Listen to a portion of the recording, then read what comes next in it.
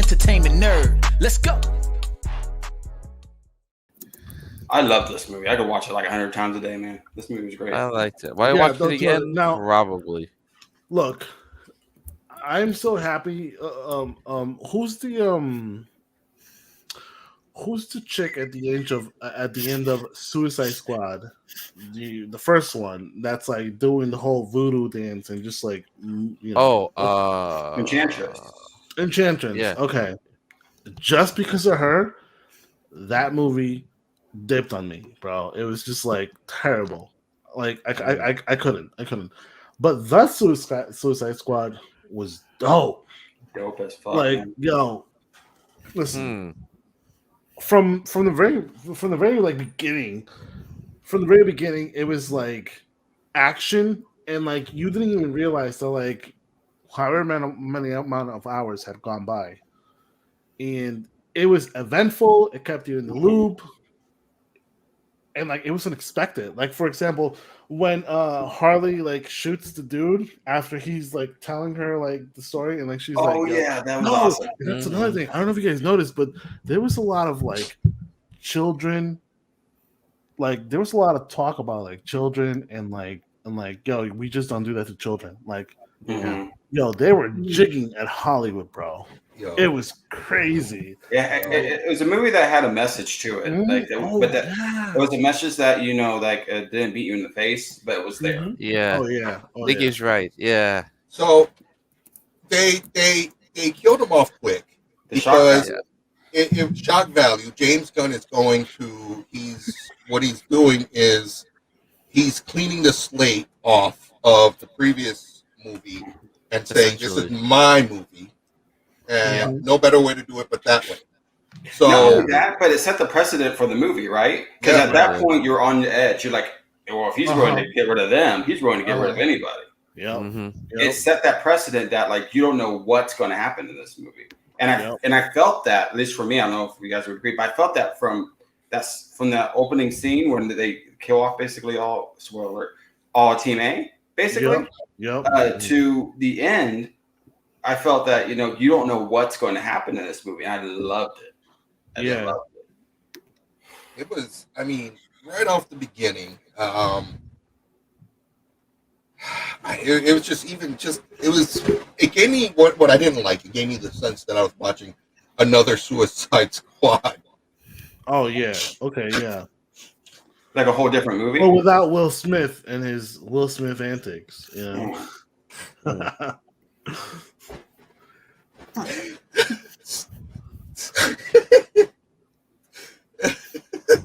Hold up. Forget him and his shock value. I hate that it's a path he chose because it was a lot of new characters. However, it showed how much more deceptive Waller is. It gave you that Waller bitch side to it. Waller was a lot more vicious in this film. Oh yeah, quite. Like I felt like the Waller in this film would do anything. I really didn't feel that in the first one. I felt like we kind of got a tame Waller in the first one. Yeah, this movie Waller really showed. Yeah, and it was hardcore. I mean, if we start at the beginning, you have that beach. You have that beach scene. You have everybody who's had basically popped. Except for Weasel. I love fucking Weasel. Weasel was Weasel shit, but then, what the fuck is the point of Weasel, bro? no one figured isn't out. the point of Weasel? No one asked if he could swim. It was great. And I knew it when he jumped out. I'm like, oh shit, Weasels can't swim.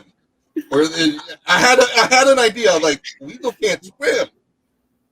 And holy crap, because I love the fact that they're just like, none of y'all could have told me this. I'm like, the fact that like she literally basically said, y'all, nobody thought to tell me that he can't swim. I'm almost positive that he's going to show up in Peacemaker. Oh, yeah. I'm sure. Yeah. Wait, Peacemaker's getting his own movie? Of course he is. He's getting his own show. His own show. Grandpa Vince, Uncle Vince. Yeah, he's involved, of course. Wow. So I'm pretty sure, like, that's Peacemaker's going to run into Weasel in the HBO Max series. So. Yeah, So then we move it along, and then we see the B squad, which really was the A squad, right? And that's where it starts to unfold of this was the true path of what was happening, and we get that jail. Here's my question. Why was Harley in the B squad though?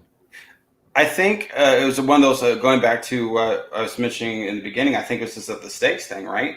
Like they needed to have that character who survived that craziness.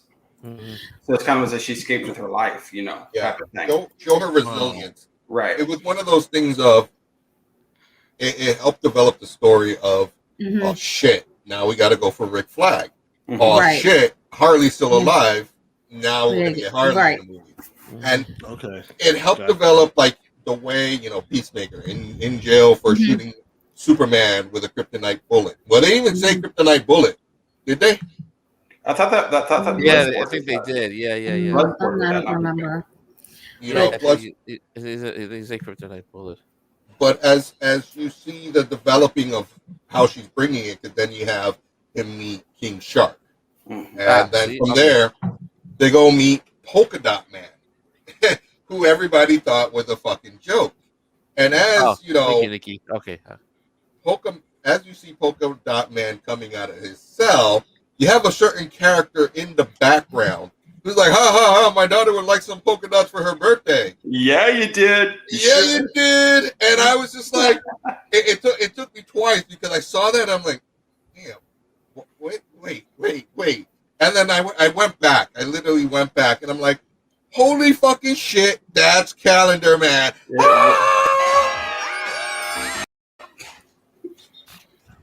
And the way that James Gunn just was like, no fucks that was so given. subtle, yeah. The way he snuck in these small little characters into the movie, which is what he wanted to do. He wanted to use the obscure characters, with the exception of Bloodsport. And Idris Elba originally was slated to be Deadshot, but then they'd saved the Deadshot role just in case Will Smith came back. Which I don't think it's ever happening, by the way. You never know if you pay him enough to get jiggy with it. No. Get jiggy with it. Anyway, I and you know what? It might be interesting to see a movie with Will Smith in it as Deadshot and have Bloodsport. Mm-hmm. Like that. That'd be cool. That might be something worth to see because we never got something like that. But they're both each assassins, and they each have their own specialty. It would almost be like Deadshot versus Bloodsport. Mm-hmm. Well, some of the concept art showed that Deathstroke leading Team B. Oh my god! Oh my god! Bring him. What's his name? Joe Manganiello. Yeah, that it was his likeness, like on a what do you call those? Like a concept art. Yeah. James Gunn like tweeted it or something, and you could see it in the background with like Deathstroke on the image. I would love to see that. Yeah. Then moving along, you have your yada yada yacky schmacky shit that happens. They're deployed. Let's not forget fucking the Rat Keeper. I can't fucking remember her name. Rat Keeper 2? Yeah. There you go. That's it. Rat Keeper 2. She comes into it, and I love rats. So myself, I was like, yay, I love rats, which was dope to see. I loved Sebastian. He was such a cute motherfucker. Rat catcher. Thank you. I love the little like relationship between Bloodsport and Sebastian. Oh my god! No. Yes. You kill pretty much all the heroes that you've introduced within the first, 15, 20 minutes of the movie, and your Polka Dot Man is still with us. There's hope that he's going to make it out of here alive. And then they kill him off like that. And it's like you're like, oh, sweet, a different, obscure, but kind of cool character. You're thinking, sweet, he's going to be in another movie. I mean, I kind of get where James Gunn was going with killing Polka Dot Man because I get the arc in the story. I get where that was going. But why'd you have to kill off Milton? Oh my God, Milton! I can't believe they didn't. I mean, Milton was like the backbone, unsung hero, if you will. Dude, that was great. Like, who's Milton? Who's Milton? I know. And she turns around and is talking to what's his name? Oh, hey, Milton. Oh, Bloodsport. Yeah. Yes. He's like, my name's not Milton. My name's not Milton. But we just had a whole conversation. Dude, that was great.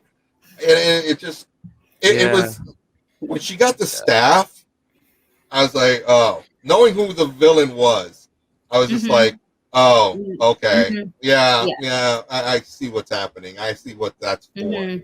But that whole scene where she's just beating everybody up. Oh yeah. And when you get all that blood at first. When she's escaping? Yeah. Yes, when she's escaping, and then it just turns into flowers.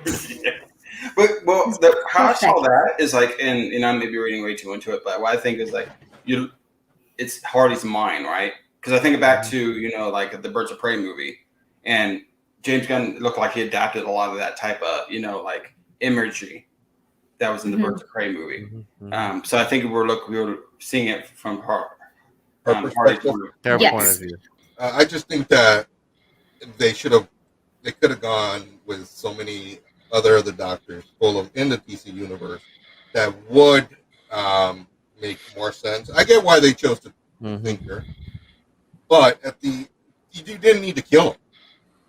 But I mean, I'm about to get to that point because then you have Starro, which I thought, oh shit, you could have saved Starro for another movie, and let's be honest, maybe one of those little stars got away. Right. But you could have saved Starro and this storyline for another movie where they actually saved the Justice League from Starro. So the Justice League is all captured. They all have these on their faces, and you can go with the straight out of a comic. Yeah. Yeah. And who else but you need the Suicide Squad to save the Justice League? And Starro is brought to Earth by none other than Vandal Savage. Yeah, I like it. I love it. With that said, from all of us to all of you, drink up. Cheers.